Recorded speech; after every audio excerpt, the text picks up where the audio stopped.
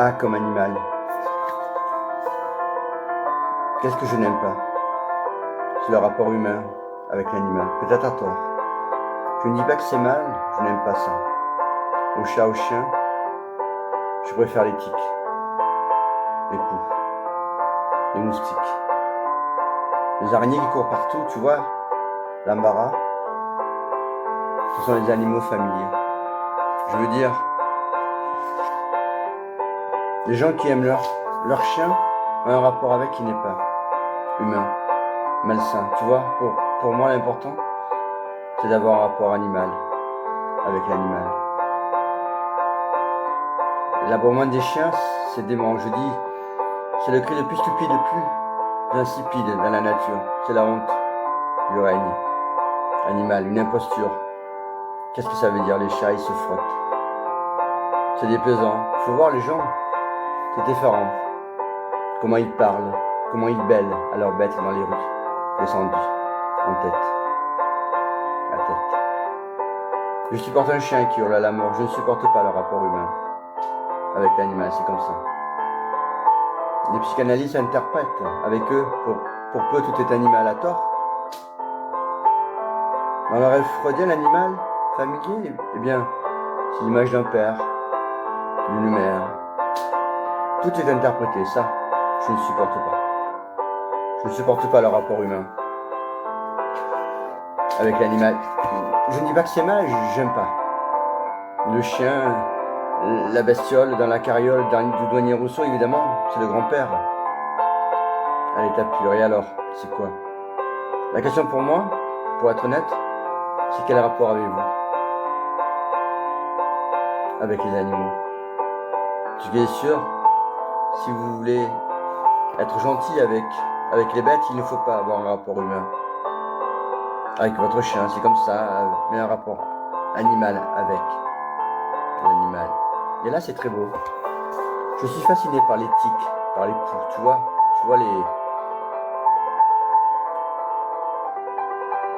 les poux, c'est aussi important que les chiens et les chats, mais quelqu'un qui a des tiques, des poux, qu'est-ce que ça veut dire? Eh bien, ce qui est surprenant chez l'animal, c'est que tout animal a son monde. C'est curieux, ça paraît normal, mais il y a des tas d'humains qui n'ont pas le monde. Les humains qui vivent la vie de tout le monde. C'est-à-dire, comment dire, n'importe qui, n'importe quoi. Je ne sais pas si tu vois, mais les animaux, les oiseaux, les corbeaux, les escargots, ils ont un monde parfois extraordinairement restreint, mais fascinant. Restreint comme certains humains, femelles ou mâles. Moi, ce qui m'émeut, c'est qu'ils réagissent à très peu de choses. La pauvreté de ce monde restreint, leur petitesse, si j'ose, leur caractère réduit m'impressionne, me passionne beaucoup. J'en déduis, la tique réagit à trois, excitant partout, et c'est tout. Elle se tend de l'extrémité d'une branche, attirée par la lumière, se suspendre et peut attendre pendant des années sans rien manger. Le reste, ce n'est pas son affaire.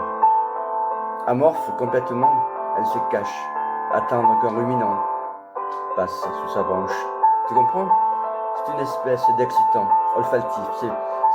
C'est bête, c'est très réactif.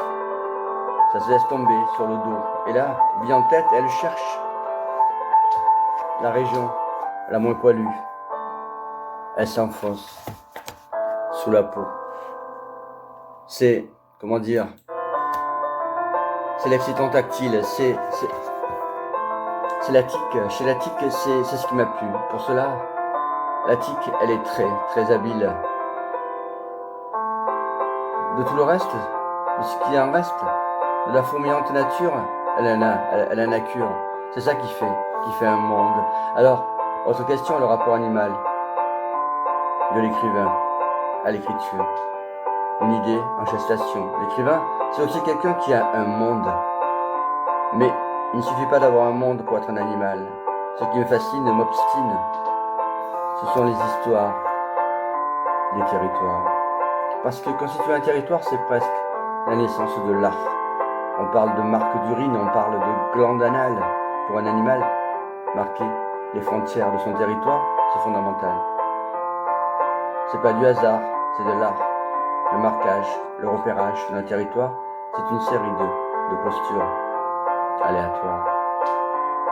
Se baisser, se lever, une série de couleurs dictées par la peur. Les 3 dimensions de l'art, je crois, couleur, champ, posture. Les lignes, c'est l'art à l'état pur. Alors moi, je dis, quand ils sortent en cohorte de leur territoire, quand ils reviennent sur leur territoire, c'est du domaine de l'avoir. C'est aussi comme cela qu'on peut le voir. C'est-à-dire mes propriétés à la manière de Beckett ou Michaud. C'est ça, sortir du territoire. Pour les animaux, c'est s'aventurer. Il n'y a pas de territoire sans vecteur de sortie. La peur, sans ailleurs. Se réaliser ailleurs. Mais c'est ça aussi, la philosophie. Parfois, on a besoin d'inventer un mot, un concept, pour rendre compte d'une nouvelle notion. Ça compte. D'où le concept de détériorisation que j'ai proposé, mais pas que pour les animaux. On me dit oui, mais c'est un mot dur à dire. Ça me fait sourire. Ça joue aussi sur les animaux, ce qui me fascine. Ce sont les signes. Oui, les animaux, les bêtes émettent des signes là. Et si on me demandait qu'est-ce que c'est qu'un animal, je dirais sans mal que c'est être aux aguets. L'écrivain, le philosophe sont aussi aux aguets. L'animal ne fait rien, c'est d'être aux aguets. C'est dangereux, c'est périlleux. Cette existence aux aguets, cette présence, être toujours aux aguets, partout, sur le qui-vive, prêt à sauter de l'autre côté de la rive. Mais alors, quel rapport avec l'écrivain? On pourrait dire qu'un auteur écrit pour ses lecteurs à 2 à 4 mains, le plus souvent à 2. Mais bien plus encore, il écrit à la place d'eux, pour de non-lecteurs. J'écris à la place des bêtes, j'écris pour les analphabètes, j'écris à la place des sauvages, j'écris pour les bêtes en cage. Et qu'est-ce que ça veut dire ça? J'écris aussi à la place de mon chat. Ça veut dire qu'écrire un roman, ce n'est pas une affaire privée. La médiocrité littéraire, c'est de faire croire aux gens qu'il suffit d'avoir une petite affaire à soi, c'est n'importe quoi. C'est une honte. Ce qui compte, ce sont les affaires universelles. Écrire, c'est forcément les affaires pour lesquelles il faut pousser le langage. Il faut le dire aux gens. Pourquoi? Je crois jusqu'à une certaine limite, jusqu'à la limite qui sépare le langage du silence. Celle qui aussi s'abrite entre la musique, la rythmique et le langage. Et le langage. Du silence. Celle aussi qui s'abrite entre la musique et la rythmique et le langage. Admettons, si je dis purement douloureux, on pense tout de suite à Kafka. C'est ça, on dit la métamorphose, la limite qui sépare quelque chose. Le gérant qui s'écrie « Vous avez entendu dans la rue ?» On dirait un animal. Ce serait aventuré de croire que ce sont les humains qui savent mourir. Demain, après-demain, non, ce sont les bêtes en quête d'un territoire où on peut mourir. Alors oui, celui qui écrit, c'est celui qui pousse le langage jusqu'à la limite, qui sépare le langage de l'animalité, qui sépare le langage du cri, qui sépare le langage du chant, sans ambiguïté. Alors oui, l'écrivain est responsable devant les animaux qui meurent. Les chats, les chiens, mis en demeure, n'ont pas d'écrire. Pour eux, juste empiler des mots, mais essayer d'écrire à la place d'eux. Il n'y a pas de littérature qui ne porte pas cette limite. Pas plus qu'en peinture, en sculpture, qui sépare l'homme de l'animal. Il faut être, peut-être, sur cette limite, du moins, C'est ce que je crois. Ne pas dire n'importe quoi, je le crois, ne pas dire n'importe quoi, mais quand on écrit en philosophie, on peut se dire quoi de plus normal qu'on soit à la limite de la pensée et de la non-pensée. Toujours être à la limite qui vous sépare de l'animalité. Mais de telle manière que l'on en soit plus séparé.